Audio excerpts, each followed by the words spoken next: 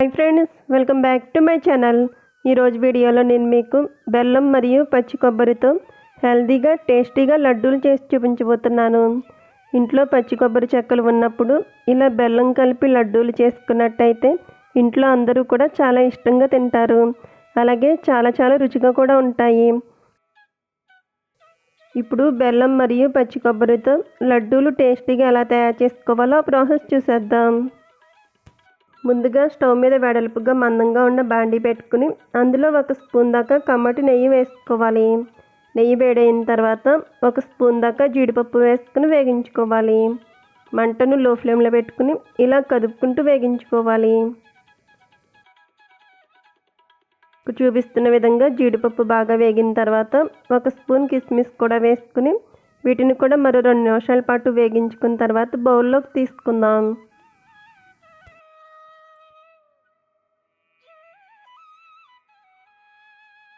అదే బాండీలో సన్నగా తురుము పెట్టుకున్న కొబ్బరి తురుము 2 కప్పుల దాకా వేసుకోవాలి. ఈ కొబ్బరి తురుమును పచ్చివాసన పోయే వరకు మంటను లో ఫ్లేమ్లో పెట్టుకుని ఇలా నెయ్యిలో వేగించుకోవాలి. 2-3 నిమిషాల పాటు ఇలా కదుపుకుంటూ వేగించుకున్నట్టయితే పచ్చి కొబ్బరిలో ఉన్న పచ్చిదనం పోయి కమ్మటి వాసన వస్తుంది. ఇప్పుడు ఇందులో 1 కప్పు దాకా బెల్లం వేసుకోవాలి. 2 కప్పులు పచ్చి కొబ్బరికి 1 కప్పు బెల్లం వేసుకుంటే సరిపోతుంది. ఇప్పుడు ఈ బెల్లం పొడి అంతా కూడా పచ్చి కొబ్బరిలో బాగా కలిసేటట్టు గరిటెతో ఇలా కదుపుకుంటూ మంటను మీడియం ఫ్లేమ్లో పెట్టుకుని 20 నిమిషాల పాటు ఉడికించుకోవాలి. 20 నిమిషాల పాటు మంటను మీడియం టు లో ఫ్లేమ్లోకి అడ్జస్ట్ చేసుకుంటూ ఇలా కదుపుకుంటూ ఉడికించుకున్నట్టయితే పచ్చి కొబ్బరి బెల్లం బాగా ఉడికి ఈ కలర్లోకి వస్తుంది. ఇప్పుడు చేతికి నెయ్యి రాసుకుని ఉండపాకం వచ్చిందో లేదో ఈ విధంగా చెక్ చేసుకోవాలి. ఈ కొబ్బరి లడ్డూలకు ఉండపాకం వచ్చే వరకు ఉడికించుకున్నట్టయితేనే కొబ్బరి లడ్డూలు టేస్ట్ అనేది బాగుంటుంది.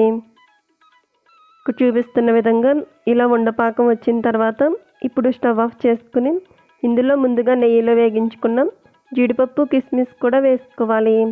ఇప్పుడు మనకు నచ్చిన సైజులో లడ్డూలను చుట్టుకోవాలి.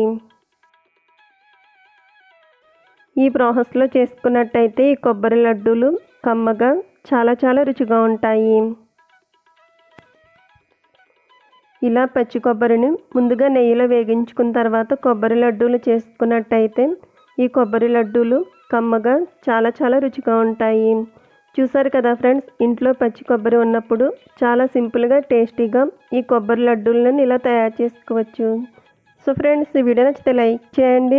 అలాగే మీ ఫ్రెండ్స్ అండ్ రిలేటివ్స్కు షేర్ చేయండి. Thank you for watching video friends.